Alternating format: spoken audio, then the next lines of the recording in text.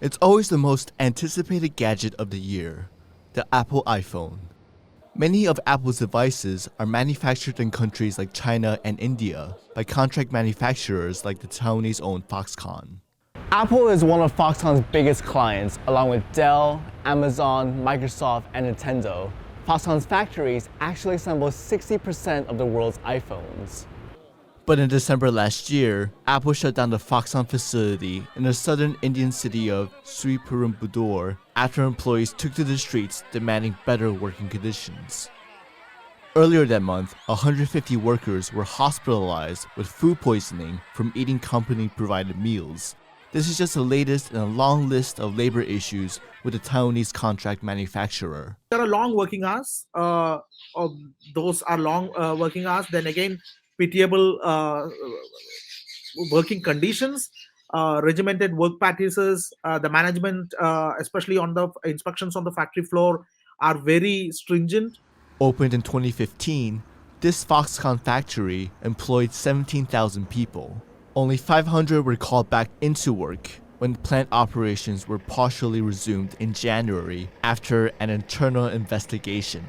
Foxconn management acknowledged there were problems and promised to implement corrective measures. But this isn't the only issue facing Foxconn. A US-based watchdog, China Labor Watch, released a report in 2019 showing that Foxconn workers in China put in 100 hours of overtime monthly, far exceeding the national legal limits of 36 hours a month. Foxconn also failed to provide workers with protective equipment, exposing them to toxic chemicals. In 2011, a Foxconn worker in a technological hub, Shenzhen, suffered an electric shock at work and was left with brain damage. In the southwestern Chinese city of Chengdu, a factory explosion killed 3 people and injured another 15. People are trying to get these new smart projects and consume them. But on the other hand, you also have the real death of workers who have to pay with their lives or have to produce these gadgets and smartphones at the cost of their lives. TaiwanPlus reached out to Foxconn but did not receive a response. Its founder, Terry Gou, is the 6th richest person in Taiwan. In 2020, he made a bid for president and recently helped bring 15 million doses of the Pfizer-BioNTech vaccine to Taiwan. The company he founded in 1974 is now the world's largest contract manufacturer of electronics, with an annual revenue of almost $200 billion US.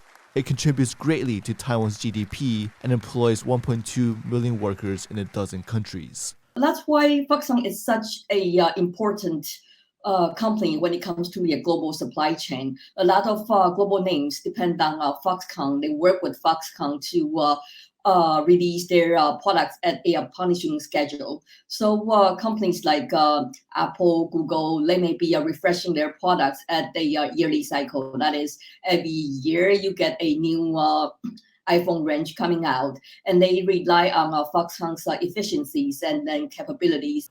The latest closure of 2 Foxconn plants in Shenzhen because of China's attempt to curb another COVID outbreak will only exacerbate existing delays on the global supply chain.